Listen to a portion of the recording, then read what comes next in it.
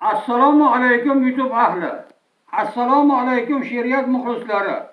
Sizlarga sog'lik, omonlik, tinchlik, xotirjamlik va doimo baxt qurshovida yashashlaringizni Allohdan tilagan holda eshittirishimizni boshlaymiz.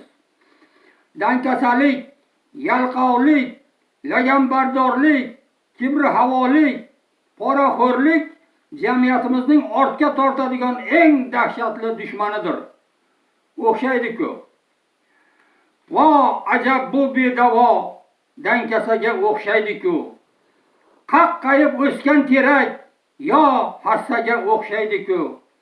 Ko'rmadim bundayni aslo, ishlamasdan kishnagan, qilig'i nish urmagan norastaga o'xshaydi-ku.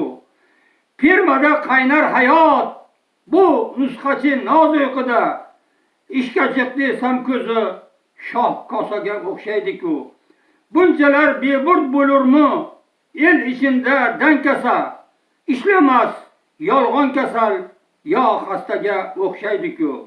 Ur qalam bilan normurod bergil shifo, ishlamas yolg'on kasal boqmondaga o'xshaydi-ku. Obuna bo'ling kanalimizga.